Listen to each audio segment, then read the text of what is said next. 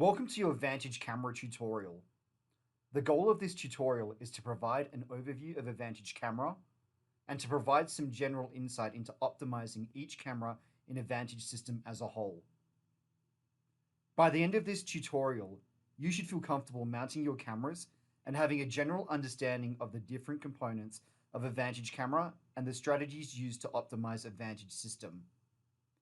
The Vicon support team will still guide you through a specific optimization for your system.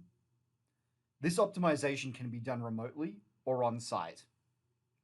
While the Vantage cameras can be integrated with the Vero cameras, this video will focus solely on the Vantage cameras. The topics in this video will include how to mount your cameras, how to choose your sampling frequency and how that will affect your camera setup, how to aim and focus a Vantage camera, and understanding the camera option settings. The three types of Vantage cameras are the V5, the V8, and the V16 megapixel cameras. The V5 comes in an 8.5 wide angle or a 12.5mm standard lens. The V8 comes in a 12.5mm standard lens, and the V16 comes in a wide angle 12.5mm lens or a standard 18mm lens. More hardware information for the Vantage cameras can be found on our website, which will be listed and linked in the description below.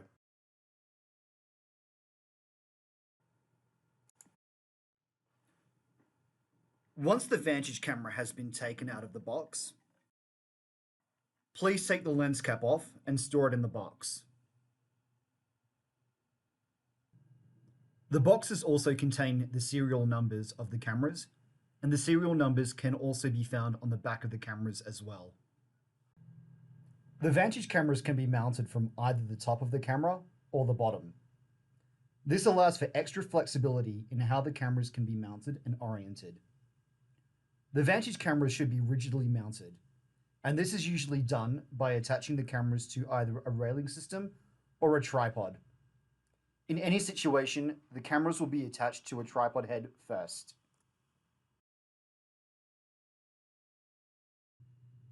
If you're using a clamp, the clamp will first need to be prepared. You will have a stud that will need to be fit into the slot at the top of the clamp. First, loosen the screw on the side so that it is no longer protruding through the slot.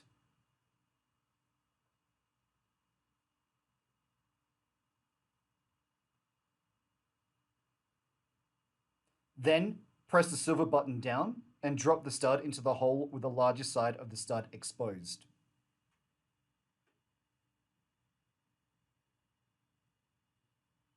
Release the button and tighten the screw on the side again.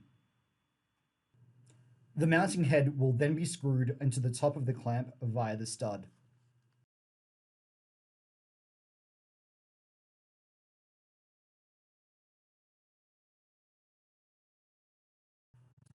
The clamp can be then fit onto the railing by opening the clamp, attaching it to the rail, and then tightening the clamp again until the clamp is secure on the rail.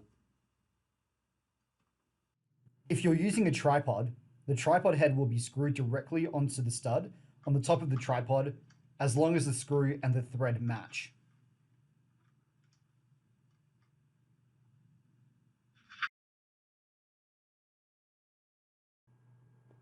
In terms of the mounting heads, we will be showing you the options that Vicon currently provides.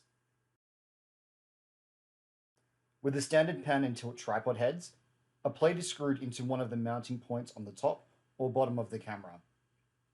The plate has arrows that will show you how to align it with the lens when screwing the plate into the camera, and for when you lock it into the tripod head.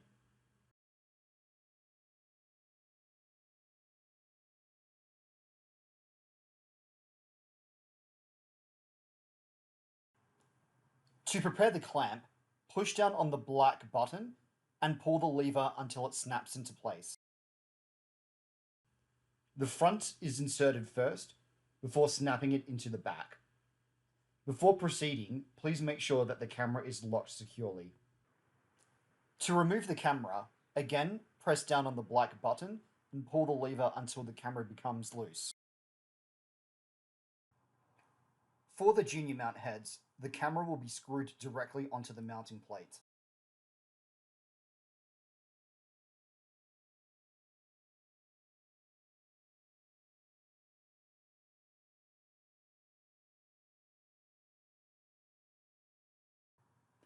When physically mounting the cameras, it is worth taking into consideration that the orientation of the camera view in the software is fixed. The top of the image will always correspond to the same edge on the sensor. Therefore, it can make things easier when trying to identify markers in your field of view if the camera is mounted the right way up. The Vantage camera is mounted the right way up if the OLED is on the bottom of the camera and the Vicon sign on the side of the camera is the right way up. If the cameras do have to be mounted upside down or on their side, you can change the camera perspective in the software by selecting the camera in question, going to View, and selecting Rotated, and then rotating the screen accordingly by using the left mouse button. To return to the original perspective, select View and select Rotated once again.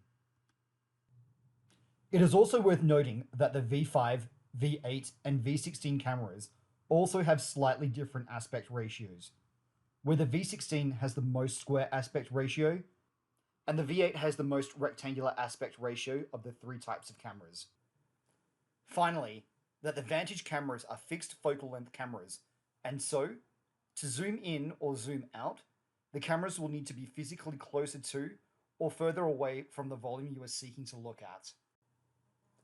The Vantage cameras must be plugged into a 26-port D-Link PoE via an Ethernet cable. One PoE can have up to 12 Vantage cameras. Bigger and more complicated systems can be connected. However, these examples will not be covered in this video. You will notice that one side of the Ethernet cable has a black ferrite core, which gets plugged into the camera end. The other end gets plugged into the power over Ethernet. The cameras can be plugged into any port from 1 to 24, with ports 25 or 26 being used to connect the PoE to the PC. To connect the Ethernet cable to the camera, first pop the tabs off the back of the camera. Take the cable end with the ferrite core on it and slide it into the Ethernet slot on the camera until you hear a click. You can place the covering back on the camera. To connect the cable to the PoE, take the end without the ferrite core and slide it into any available port from 1 to 24 until you hear it click. To remove the cable from the PoE, press down on the tab on the top of the cable and slide it out. To remove the cable from the camera, take the covering off the back, press down on the tab at the top of the cable and slide it out. It is also worth labeling both ends of the cable for good cable management. The cable from port 25 or 26 from the PoE is then plugged into the appropriate network port on the PC. The network port IP address and advanced settings will need to be configured. The instructions on how to do so can be found in the How to Configure Your Network Card video, which is listed and linked in the description below. It is also worth checking to ensure that your software is allowed through the Firewall, and the instructions on how to do this can also be found in the How to Allow Your Software Through the Firewall video, which is also linked and listed in the description below. One of the first considerations to make when setting up your equipment is your desired capture frequency. All Vantage cameras can sample at a maximum frequency of 2000 Hz. However, the cameras will window at any frequency above 420 Hz for the V5s, 260 Hz for the V8s, and 120 Hz for the V16s. At the time of this recording, in Nexus, the cameras have a high-speed mode, which allows for the Vantage cameras to exhibit less windowing at the higher sampling frequencies.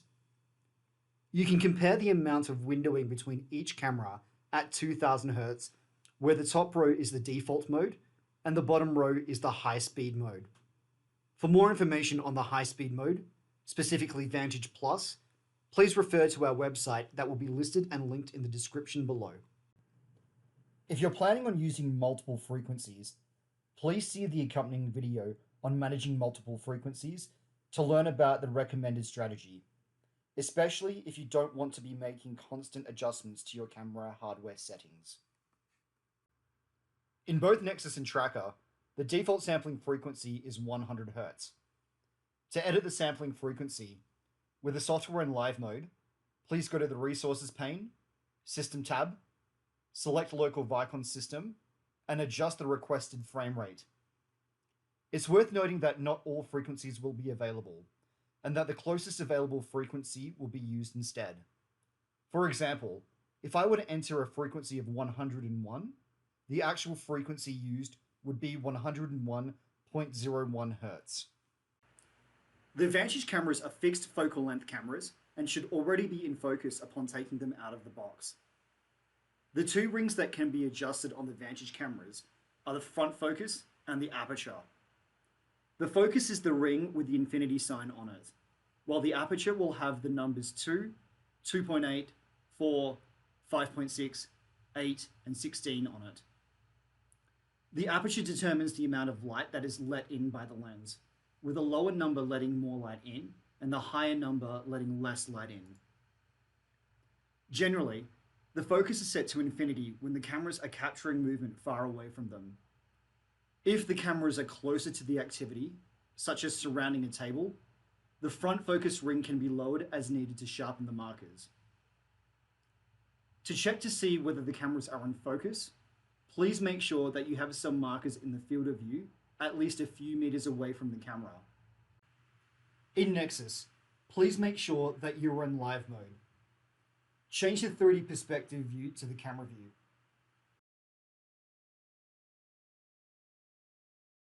Go to the Resource pane, System tab, select the camera in question, and zoom in on the markers.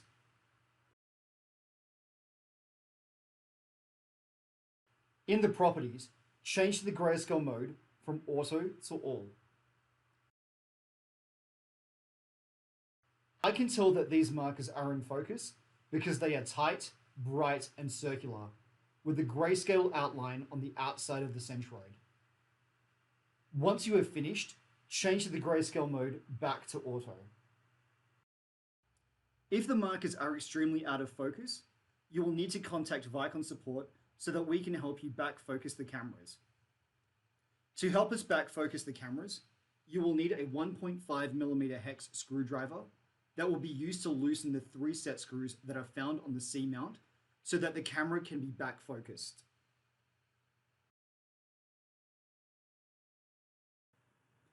One way to aim the cameras is to lay markers out in the field of view to define the volume.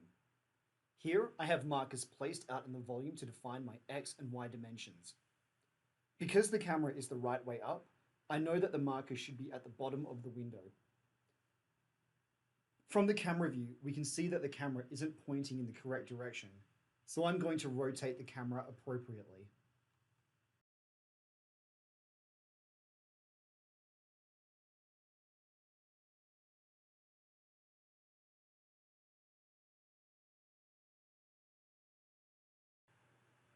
Another option used to aim the cameras is to use the aim tool.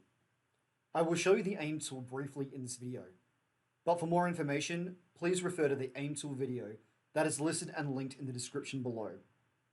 I will first go to the 3D perspective and define a target volume. To define a target volume, go to Window, Options, or you can press F7 on your keyboard. Then select Target Volume and check it. In the settings, I will define my depth, width, height that corresponds to X, Y, Z, that corresponds to the red, green, blue axes on the bottom left of the 3D perspective. In this example, I'm going to set a target volume of 1 by 1 by 1 meters, or 1000 millimeters cubed.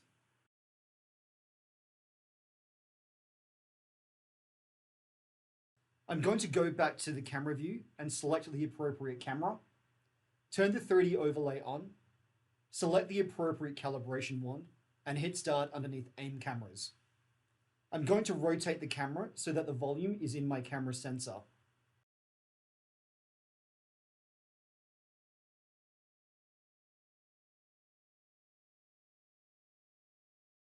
If I want to zoom the camera in, I can pick up the camera and physically pull it closer to the volume.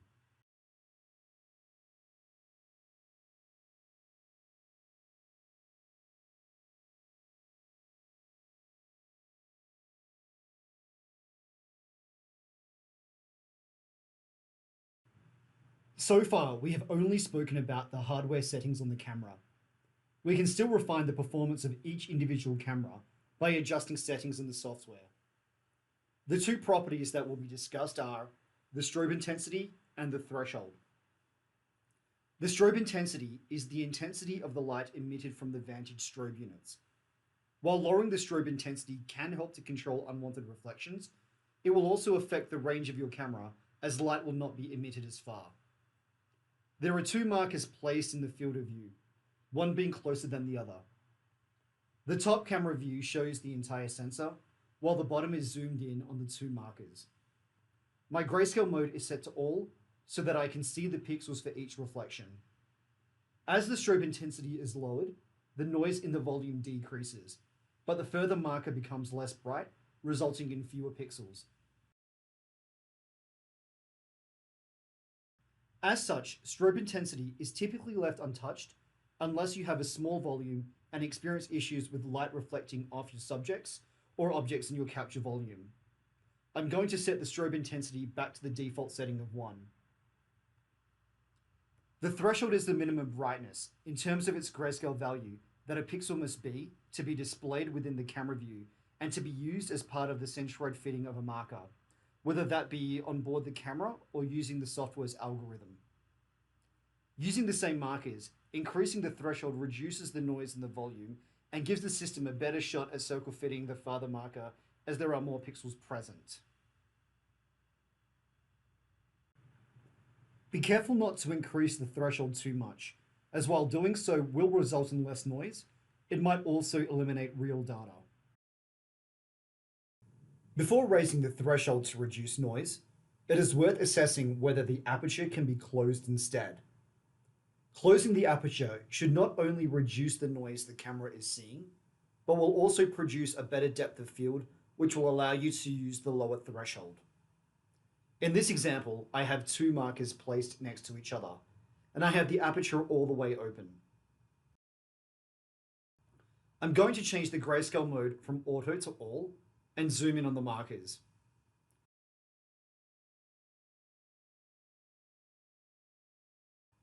When I increase the threshold, the markers never circle fit.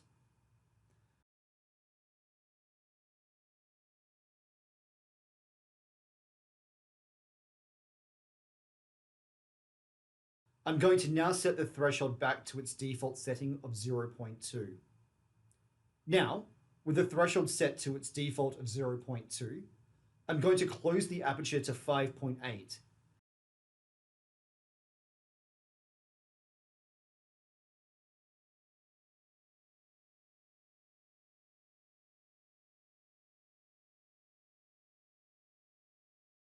And we can now see here that we have both the markers separate and also circle fit. It is therefore recommended to adjust the aperture first and only then make subtle changes to the threshold if needed.